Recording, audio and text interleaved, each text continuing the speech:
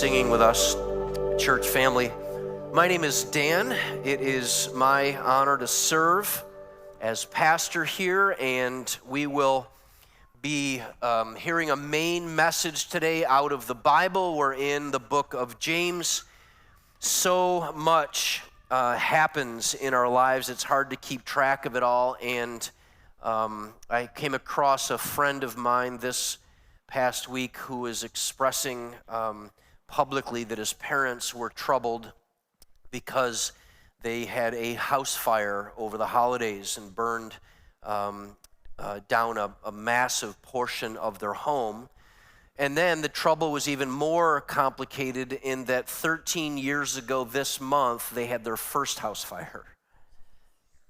I mean, what are the chances that anyone has one house fire, let alone two? And it occurred to me that this is the kind of trouble that people face over the years and over the course of their life, that for some Christians, this is the kind of trouble that triggers them to give up on their faith, to abandon their faith, and that their faith is abandoned because they come to believe that since this kind of trouble happened to them again, that God cannot be real, because if he was real, he wouldn't have let it happen. He can't be good, because if he was good, he wouldn't have let it happen. And so they start to convince themselves that based on this trouble, God can't be at work, he can't be real, or he can't be trusted. And it triggers some who are troubled by experiences like that to abandon their faith, to leave and walk away in essence from their faith. But when you understand the scriptures and you understand the way that God has revealed himself, here's what we discovered: that the world that we're living in currently is fallen, broken, and that fallen, broken, evil world is damaging our lives. It will, if it hasn't yet, damage your life. And brokenness, betrayal, and all kinds of affliction that lands in our lives are different from the consequences that come to us based on our unwise decisions. So when we talk today in the book of James about trouble and trials, here's what we're not talking about. We're not talking about the kind of turmoil, chaos, confusion, and drama that comes to us when we make unwise decisions. In other words, most of us have probably had a conversation with somebody who is agonizing over the trouble that they're facing in their life, but when you listen to them tell the story, you realize it all started when they bought their dream car on a credit card. And now their credit score is so, do you know that some of you physically winced at that? Isn't that amazing? I said, bought their dream car on a credit card, and I saw some of you, ugh. And then someone's describing to you the trouble they're now facing and the affliction that's befallen their life because their credit score is too damaged to take a mortgage for a home. So I'm not talking about the consequences of our own kind of selfish or unwise decisions. Do you know how everybody kind of has some kind of trouble in their life, but it's based on some knuckleheaded decision that they made in their life? Or maybe some lack of wisdom. That's not what we're going to talk about today. We're going to talk about the trouble. James refers to this as trouble or trials that come our way that are circumstances out of our control. Things that we don't really have any control over, that are happening because our world is fallen, broken, selfish, rebellious, and otherwise loaded with evil. These troubling circumstances that kind of befall us, here's how I've kind of categorize them in my mind to think of them. I kind of come up with 6 D's that these categories of trouble fall into, starting from with the word depression and all of the things related to somebody physically experiencing depression, and the trouble of disruption.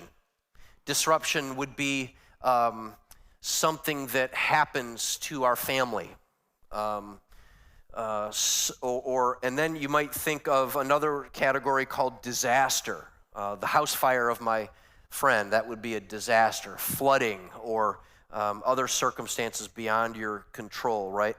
Then we have disease or a diagnosis. That's a category of all kinds of trouble that some people are facing in their life. And also the category of divorce and death, which would make room for the trouble of very, very intense internal stress and strain coming from these 6 D's of trouble. So that kind of gives you an idea. And here's what I'm discovering, that the truth that is revealed to us in the book of James, if you grab it, embrace it, hold on to it, if you really believe what you're going to learn out of the book of James, God is going to help prevent in your life a lifelong a life of frustration and a life ultimately full of bitterness. Imagine this. Imagine that if you embrace and believe what we learn in James, the way that God has revealed himself, that when you're facing the kind of trouble that our lives bring to us, it'll save you from a life of frustration and a life ultimately of bitterness. Worst case scenario, so much hardship that you're facing that it drives you far from God and you spend your life now and for eternity separated from God. Because that's what occurs, that's what happens when people cannot or unable to process the trouble they're facing the way that God describes we could and we should. So if you grab this today, and this might be specifically for someone today who's thinking of giving up on their faith.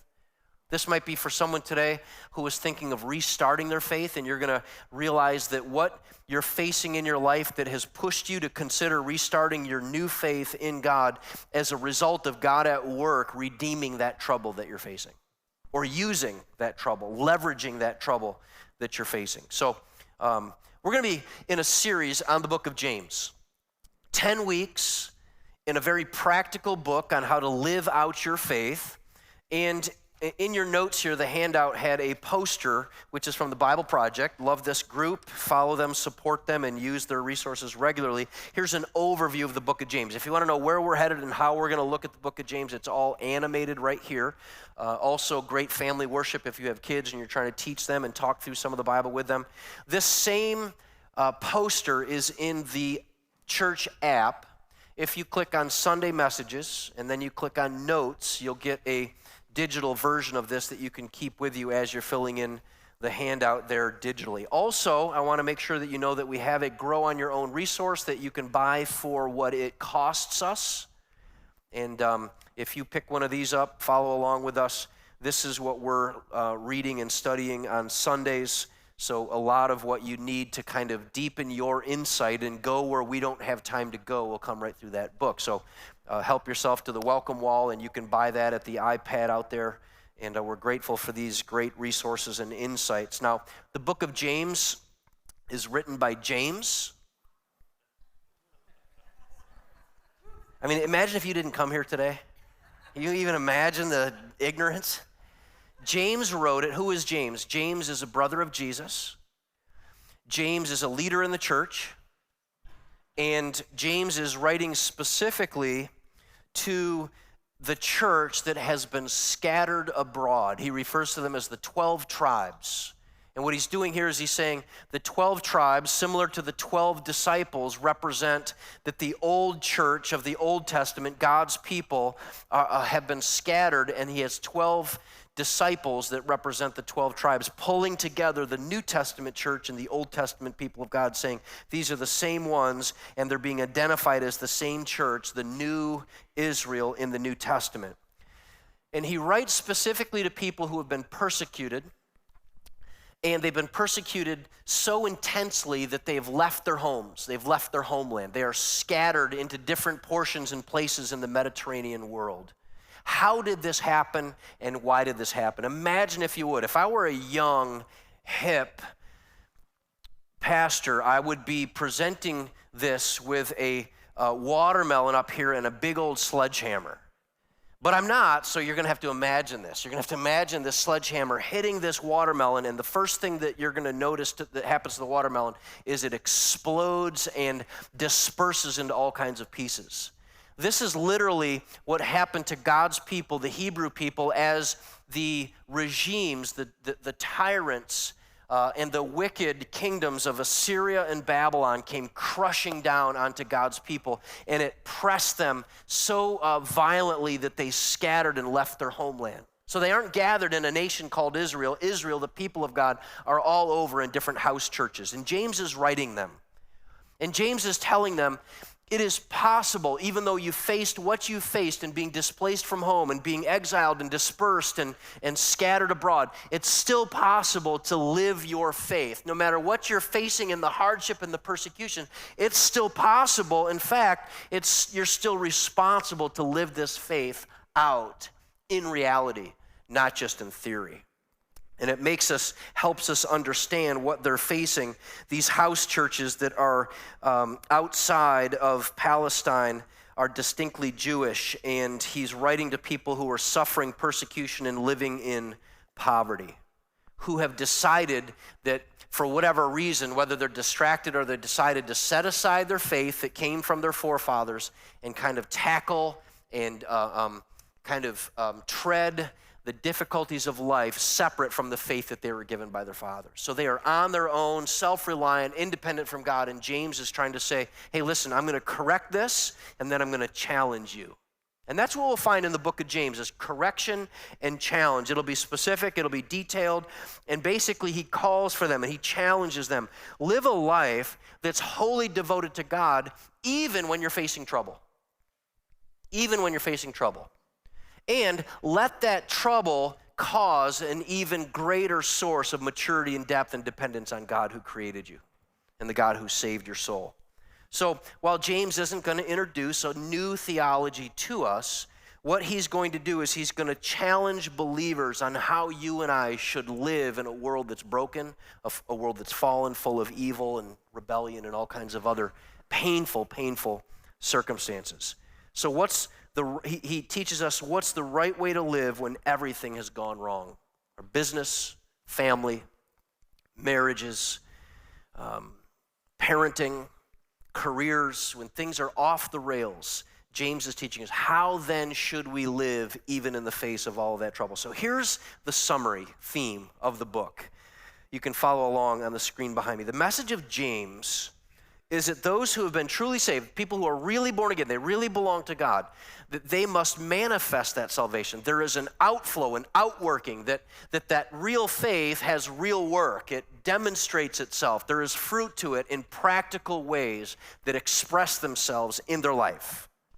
So, finances, career, family, relationships, the way we talk, all that, those specifics are deeply and heavily changed by the way that God has changed us, the way that he has transformed us in saving our soul. So we see here that he will use the book of Proverbs, he will use the wisdom of Jesus, his brother, and all of these wise teachings and sayings that he uses lead to him basically creating for us another book of wisdom literature, another book where we can turn to and find how to navigate all of the difficulties that life brings us. Wisdom does not mean intellect. It does not mean intelligence. It does not mean collecting knowledge. Wisdom is how to apply what you know in the experiences that you're facing, how to navigate the experiences that you're facing. We might say now that wisdom is more than book smart, it is street smart. How many of you are street smart here this morning? Good, only a couple of you. That's okay. That's all right. It's my job to help you become more street smart. That's the real trouble here today. So the fallen, evil, unjust, broken world that has damaged our lives, James is going to help us navigate it. Okay, let's look together at James chapter 1. We're going to read 12 verses, verses 1 to 12, which is probably 13 verses. Is that right? It doesn't matter. 1 to 12. Let's read it together. This letter is from James, a slave of God and of the Lord Jesus Christ. I am writing to the 12 tribes, Jewish believers scattered abroad. Greetings. Dear brothers and sisters, when troubles of any kind come your way, consider it an opportunity for great joy. For you know that when your faith is tested, your endurance has a chance to grow. So let it grow. For when your endurance is fully developed, you will be perfect and complete, needing nothing. If you need wisdom, ask our generous God, and he will give it to you. He will not rebuke you for asking. But when you ask him, Be sure that your faith is in God alone. Do not waver, for a person with divided loyalty is as unsettled as a wave of the sea and is blown and tossed by the wind. Such people should not expect to receive anything from the Lord. Their loyalty is divided between God and the world, and they are unstable in everything they do. Believers who are poor have something to boast about, for God has honored them. And those who are rich should boast that God has humbled them. They will fade away like a flower in the field. The hot sun rises and the grass withers. The little flower droops and falls, and its beauty fades away. In the same way, the rich will fade away with all of their achievements. God blesses those who patiently endure testing and temptation, and afterward they will receive the crown of life that God has promised to those who love him.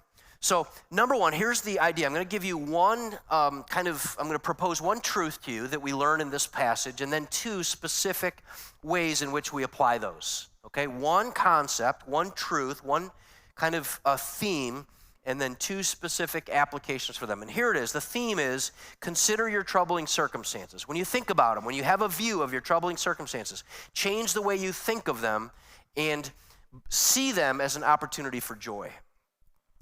This is a shift in how you think. It's a shift in how you approach the trouble in your life. It's a shift in the way you interpret what's happening to you. If you thought the way God thought and you saw the way God saw, you would see circumstances that trouble you as an opportunity for joy. And the reason why that's important is because it is natural and ungodly to see all of our trouble as a means by which we look for someone to blame. That is instinctive in us. It is natural for us, and outside of God changing our view and our outlook, every time we experience trouble, we immediately and instinctively think, who's to blame? It can't be me, by the way. It's got to be someone else, so I'm going to find that person. I'm going to name that person. Secondly, we often instinctively and naturally interpret our trouble in this way. It causes us to see it as an opportunity, or we actually experience the opportunity for bitterness. Blame eventually turns into bitterness. Someone else did this to me. This is unjust. This is unfair. I did not have this coming. I don't want trouble. I don't deserve trouble. And therefore, over time, bitterness takes root in us, and we struggle with blame and bitterness, all based on the way we interpret our trouble. And thirdly, oftentimes by nature, it ends up being an opportunity to bail out on our faith. To say things like, as I mentioned earlier, I gave it a good run, that Christian faith thing, but it didn't really work. So I have trouble. This trouble must mean that God is not with me, or he's not alive, or not real, or not good, so I'm out, and we bail. So blame, bitterness, bailing out in our faith, all those things happen instead of what God says. And God says, if you're a believer, if you belong to me, the trouble you're experiencing is actually an opportunity for you to experience joy that you wouldn't have experienced if this trouble didn't come your way. Can you think of times in your life where you were more dependent, closer to God, more in tune and in need because of the trouble that had visited your life? Anyone ever sit at a funeral and think, I got to get my act together? I have got to get my act together. Or I have got to really think, pray, and consider and depend on God, because if I don't, I'm out of strength. I'm out of wisdom. I don't know what's going to happen. I'm going to come apart at the seams. But during that trouble, you found yourself more dependent, deeper in your faith, more in tune, alert, and aware of how God is at work in you and around you. There's no wonder that's happening. It's because opportunity for joy is in the middle of every bit of trouble. And by the way, keep in mind that James writes, when you experience, when troubles of any kind come your way. Did you notice here he doesn't say, now if troubles come your way, and they probably won't because you're a believer, you're a Christian, and you're a really good one, probably. So if you're a really good one and you're kind of built your resume, God will notice, and you will go from his naughty list to his nice list, and so only good things are happening. Now, we don't think that sarcastically the way I said it, but we believe that sincerely in our hearts. And what James is teaching us here is this. He says, when, not if, we should expect trouble. Yes? We should anticipate trouble. And if trouble is visiting you, it's not because God is asleep at the switch. It's not because he's taken the hands off the cosmic wheel of the universe, or because he has stepped down from the throne of our lives. We should expect it. And by the way, what kind of trouble should we expect? He says many troubles, various kinds. I categorize them for you: depression, disruption, disaster, disease, divorce, death. And he urges readers to gladly receive these that wash into our lives, since they will produce perseverance, steadfastness, maturity. They will produce in you a depth of character that is unique, that comes only from difficult things. Life is hard, but these troubles produce endurance. They shape your character. And some of you know this instinctively because you watch your kids struggling when they're young, and they say things like, "Why do I have to have a job? None of my friends have a job. And plus, I'm so close to the high score on Fortnite. And this job is going to interrupt my plans for today," right? And now most of us know that a job builds what? Character. Not only does it build it, by the way, you also notice that work reveals character. It's kind of like a double-edged sword there. But we force young people to work and do for themselves because it's good for them. It grows maturity, even though they say, "This troubles me. I don't feel like doing this. I don't want to do this." But we've learned over time that even though it doesn't feel right, even though it isn't pleasant at the time, in the end, you are a better person for working. I remember when someone was asking, and I believe I've mentioned this before, but I should do the research on this. But there is a well-known, internationally renowned tycoon who it might be one of the hotel families. I want to say maybe the Hiltons or the Marriott family or whatever. They asked the one who started it all. They asked him, and they said, "So, are you, as you're facing the end stage of your life here, are you planning to hand off your fortune to your kids?" And he said, "No, I would never do that." And the interviewer pressed that, and he said, "No, why would I ruin their lives by giving them all of the money that I had to work for?" In other words, without them working the way that I worked, it would ruin their lives to receive without earning it. And now I say all that to say, we've learned this and accepted this in our work life. God uses this, and God thinks this way, and God believes this to be true about hardship in our life when it's not related to our work, but it's related to hardship and trouble in our life. That it's good for us to be troubled. And that's counterintuitive, right? Because we think that, as parents, there's so many examples of this, but as parents, I think it's very, very, I think we actually have named it. When parents do not let their kids suffer, we have a word for it. It's called spoiling them, right? They don't just get what they want, they have a spoiled attitude. Can you make the transition? God, as our loving parent, does what's best for us. He lets us be troubled. He lets us come up short. He lets us hurt. He lets us feel the hardship and the stress of an evil, difficult, fallen world. And this is the reason. The reason is because God has an objective for our lives. And his objective, ultimately, his supreme objective for our lives, make sure you get this, it's not for us to live happy. It's instead for us to live holy. Our objective is to be happy people. Life, liberty, and the pursuit of trouble? No. Pursuit of stress? No. Pursuit of trials? No. Pursuit of hardship? Of course not. To pursue happiness. If you're an American Christian, this is your objective, to be happy. And if you get it wrong, God is there to help you be happy. That's not his ultimate supreme objective for your life. His objective is to build into us holiness, not happiness. And that is a tough one to accept. Now, in church on Sunday, it's an easy one to nod about. That's right, Pastor. What I would have said if I were you. That is well said. Agreed. We all agree, right? But haven't you discovered that once that dark cloud blows in,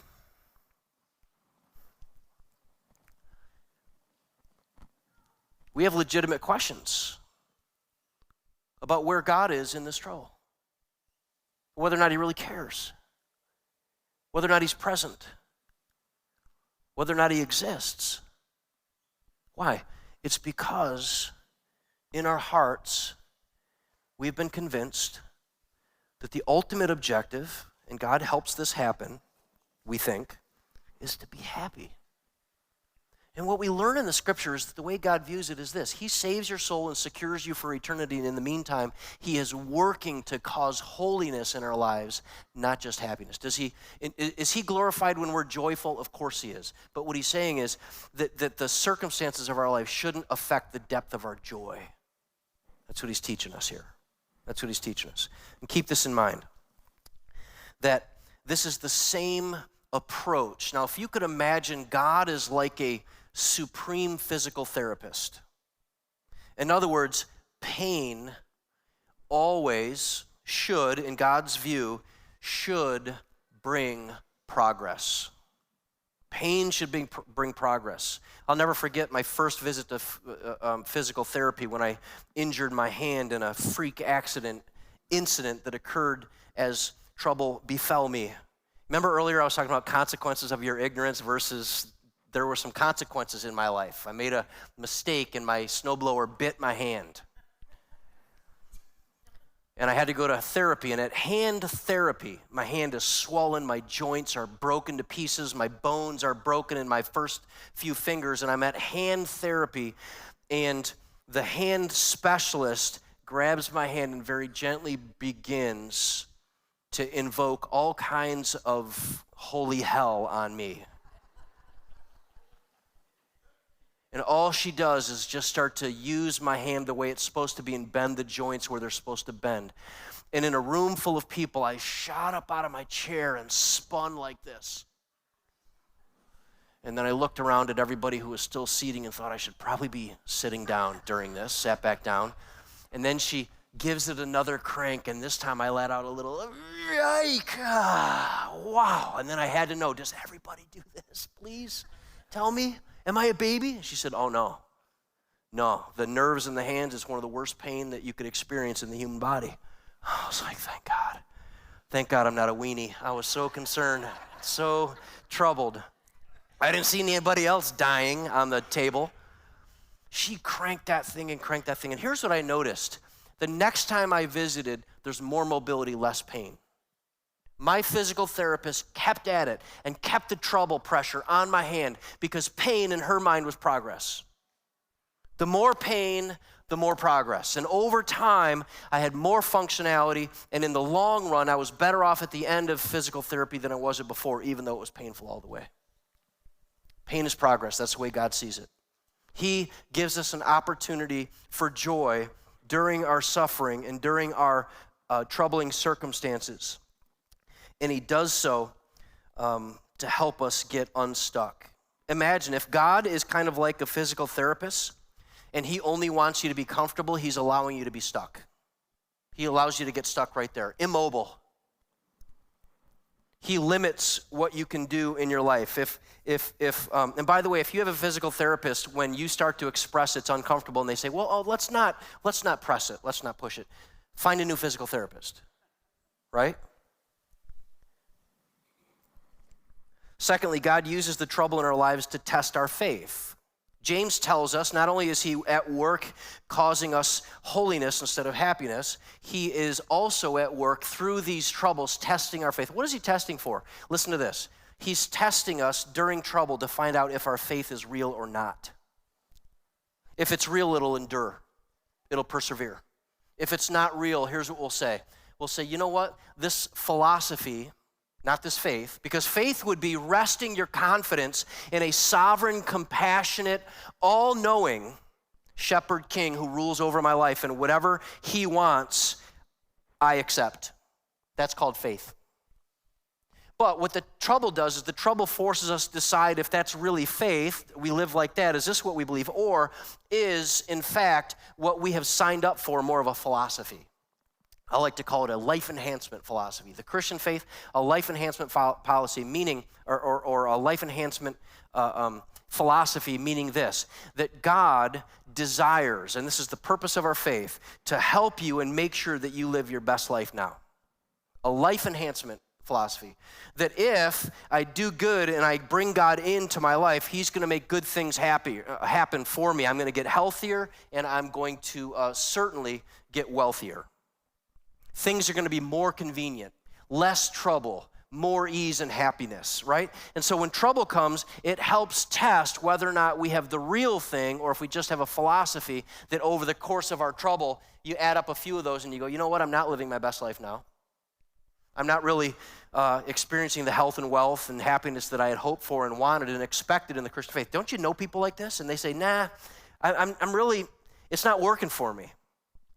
I always think in the back of my mind when I hear this, of course it's not working for you. That's not how it works. This is not a philosophy that you install into your life. So as Christians, we're to think about these troubles in light of what God is achieving in us through them. And we are to get this, to cherish the idea, the prospect, the possibilities of a deeper life and a richer faith.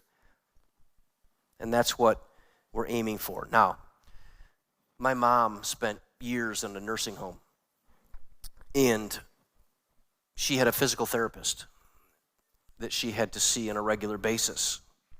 And my mom, after years and years and years of physical therapy at the nursing home, showed some incredible progress. I used to ask her about her physical therapist, and my mom would say, "You mean physical torturist?" Yeah. How is your physical therapy going?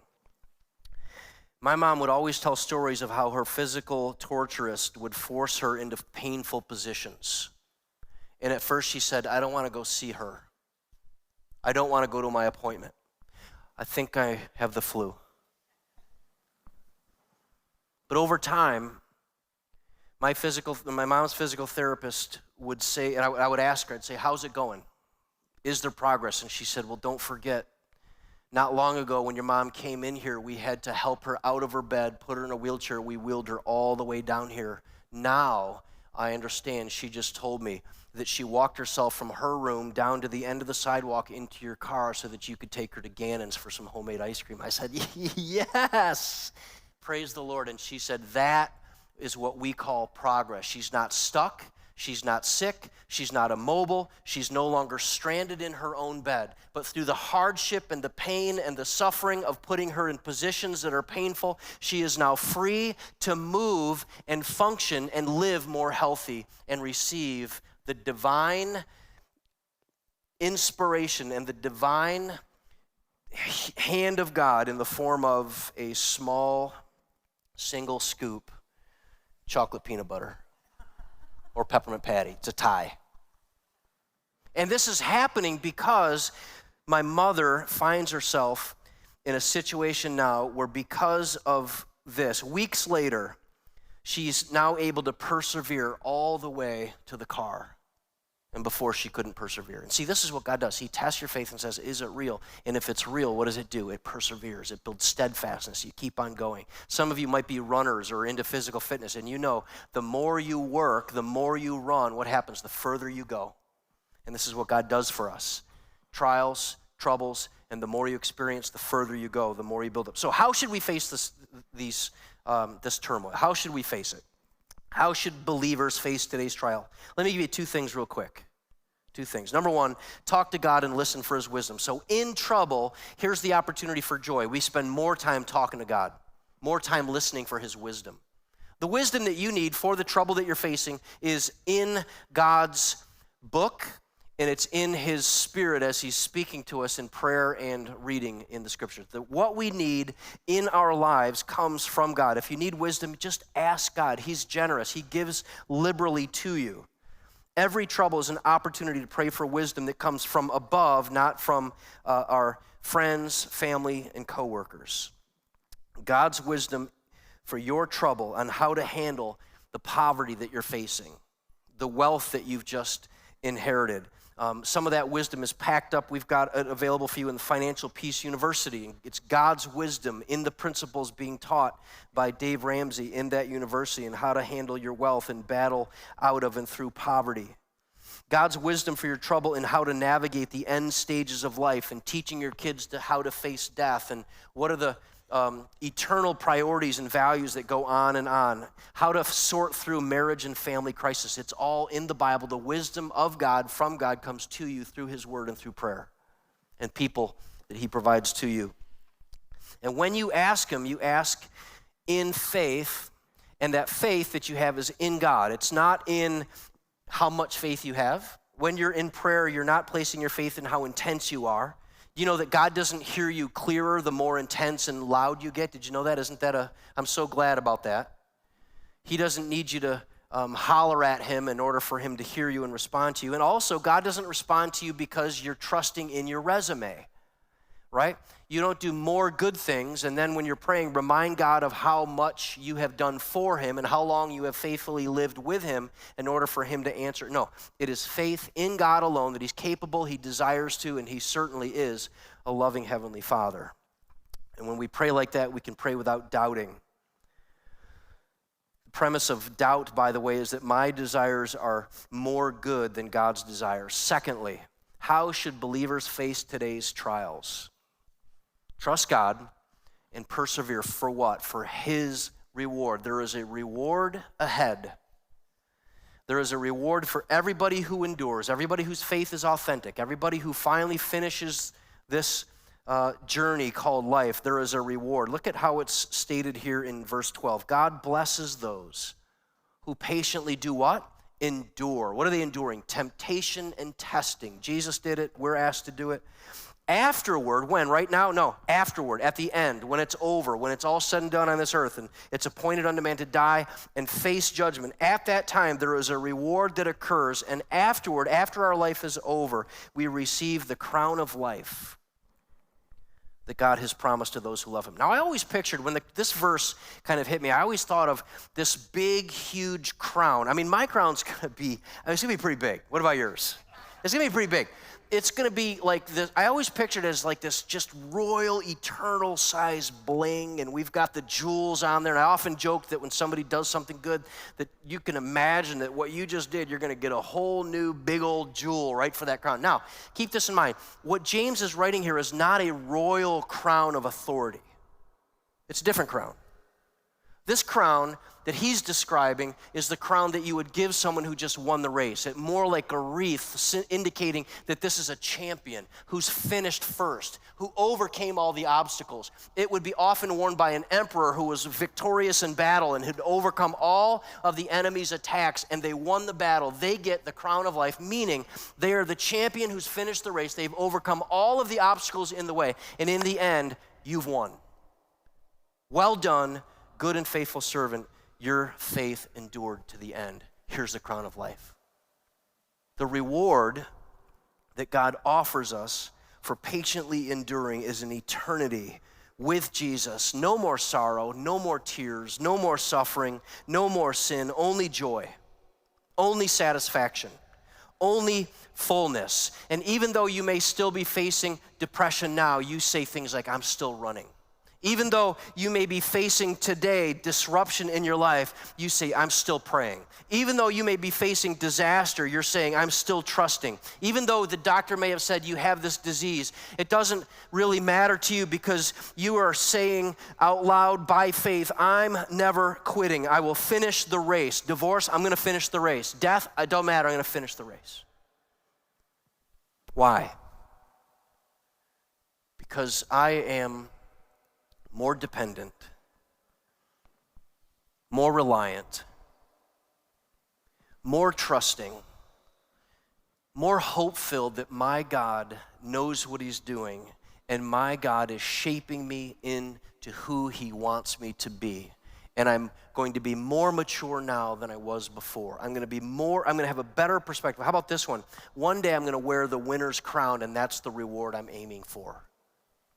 I don't need the raise. I don't need the physical health. I don't need anything here. I know that my reward is in heaven.